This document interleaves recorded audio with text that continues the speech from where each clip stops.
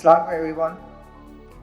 It's been quite an interesting last 2 hours, and I've been given the honor for delivering the closing remarks, which is the toughest one, to capture all the enlightening conversation we had over the last 2 hours. But before I start, I would like to start with a disclaimer that I'm not a climate expert, and there's a lot of experts sitting here on the financing side, on the blending financing side, on how to really mitigate the environmental impact in Pakistan. I'm more a practitioner, and I'll actually give my closing remarks more from the lens as a practitioner, and I'll try to basically make things more real by sharing some examples and also what's actually going around. I remember the first time I heard about this climate change, and that is back in 2009. We had a global CEO by the name of Alan Jobe, and he came from Nestle to Unilever, and he set at that time the vision that we will double the business by halving the environmental footprint. Now, that time it was quite a weird thing that you are trying to connect both the business growth with climate. And that was sometime around 17, 18 years back, when the climate was more like a poster child. It was something distant threat. It was not a living reality. And fast forward 1.5 decades now, and we see that everyone is talking about climate because everyone is impacted.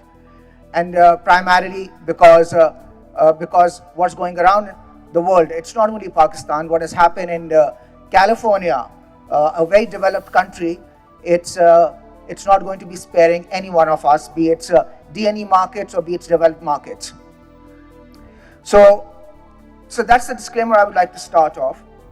I can't stop being conscious of what's happening around us.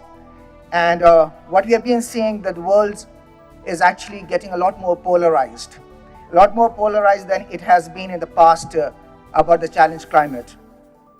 And there is a degree of apocalyptic horror to this climate events, yet the sense of disengagement and the lack of speed to do more feels as a threat. And it seems like that we are centuries away from the future, which is not the reality. In the fight, flight, or freeze response that the world takes to climate change, our choice is quite limited. We can only fight, and that too with actions, at least until we find a way to the Mars. And the possibility is that we need to basically get together for the collective actions. And this said, leaning completely one way or the other, doing work or doing business without impact, or doing impact without business, won't cut it. And we have to basically do it side by side. There's one lesson that we must acknowledge about sustainability, which sits at the heart of how private sector can support and accelerate climate positive change. And the lesson is that over the last 2 decades, we have learned that the true impact happens when our environmental and the social goals align with the genuine business / commercial goals. In other words, when sustainability pays, business sticks with it. Otherwise, business moves on. And that's a reality we have been seeing lately. The success of true action is dependent on the power of well-built business case. And we have seen the current panel who have been talking about the bankable projects.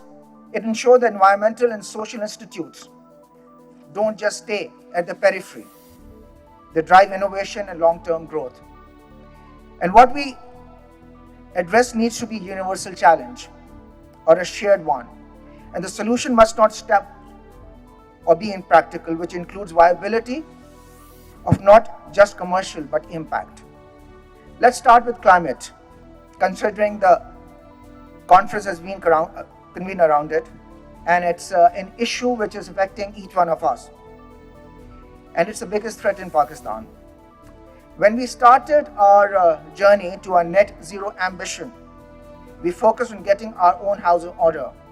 And I'm referring towards Unilever now. How did we mitigate our emissions? And the company has been in Pakistan since independence, and we have benefited out of this country, but it's time to start paying back. And this is the time that it was back in 2019, 2020, we formed a strategic partnership with a Standard Chartered Bank to leverage state banks of Pakistan financing of the Green Initiative. We collaborated with solar providers like Rion Energy and K Solar and replaced much of our fossil-based energy with renewable energy. And today, in the last 10 years, our energy mix is 91% renewable. And if I were to compare our carbon emissions since 2015 baseline, we have reduced our carbon emissions by 93%. So this is very much doable, but it was backed by a clear commercial case. Otherwise, I don't think so as a private sector we would have been able to go that far. So therefore, it's very important for any private sector to really have a very compelling business case before they start investing into any sustainable project. The second bit is, I can say with confidence, because Unilever not just globally, but also in Pakistan, this model has been scaled. And the other one, which has been the talk of the town, is plastics, which of course, we take the responsibility because as a producer, and can often be a point of criticism for business like ours. And with due reason, we wanted to chase the goal that we create impact and not only headlines. How? Collect more than we sell. And that's a target we set for ourselves back in 2015, that we want to actually collect more plastic wastage in the country than we actually produce. I'm happy to share that last year, a year before the schedule, we actually collect more plastic than we sell in this country. And that is very doable. But again, it was backed by a clear commercial business case. We basically formed partnerships with some startups. We formed some partnerships with some private vendors that they do the collection on our behalf and they'll give a second life to the plastic. And the second life to the plastic was given by actually converting the same plastic into outdoor furniture and benches, which are going to be staying for years to come. We also basically worked with some local vendors how we actually convert our rigid shampoo bottles into recycled resins that we can actually reuse into our product. And it's not the story of Unilever. I'm aware that many other corporate companies today in Pakistan have taken such steps, particularly in case of plastics. There are companies who have taken initiative to actually collect the plastic and convert it into roads. In a very same city we are actually here. So we have seen that how private sector is actually trying to solve this problem. But again, this problem has to be solved at the back of the financial case. For example, our R&D has been working that how we actually come up with a plastic which is sustainable and it does not come out at any additional cost, because we cannot go back and load this cost to a consumer and ask them for more price. They want a sustainable product but at a cheaper price. And therefore it's important that we get our R&D into action. It's important that we get into partnership that comes at no cost. And that's the only way forward. I want to zoom in now into a critical component that ties all these initiatives together, and that's financing and bankability. Resourcing, but in project that produce results. This is what helped us commit, and this is what created. This is our playbook, and we believe it has a case for national replication. This is when investors commit, and the impact multiplies. What started as a renewable project in a small city, it went to the entire province. A plastic circularity program started in a small area has actually gone to the entire city. There have been many companies who have been talking about regenerative agriculture. So we really need to be really going into these kind of practices. So we don't have to actually use a lot more fertilizer, because the land is a lot more fertile if we go into a regenerative agriculture.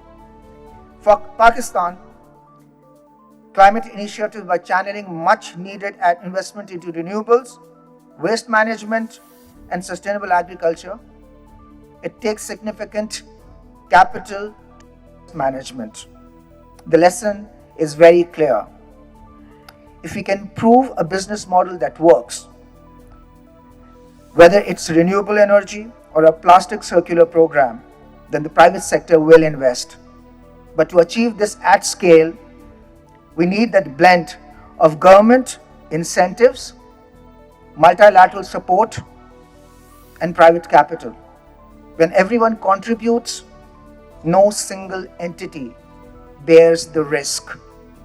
And I think so that's the way forward. And that's what the conversation has been over the last 2 hours for private sector acceleration. And so as public sector acceleration, this can be unlocked with blended finance, where grants alone, dollarized loans alone, and private sector alone fails. Blended financing can serve as a catalyst by de-risking capital with public and philanthropic funds. I'm not a climate expert, as I said in the very beginning. I'm a very common Pakistani. I'm a businessman here. And you have heard experts, you have heard the head of states here as well. And I can offer the blueprint that gave us the results. This is the essence that sustainability really means to us. It's not about the short-term fixes or token gestures. It's about compelling commercial cases, working with the multilaterals, working with the DFIs, working with the public sector, blending that finance, reducing the risk, and actually going for scalable projects. Towards the end, I would like to thank Dawn Group and all the organizers for holding such a exciting and enriching dialogue between public, private, and also the DFIs. I'm sure that from here onward, it's the time to take action. And the biblical floods we all experienced back in 2022, we don't end up experiencing once again. Thank you.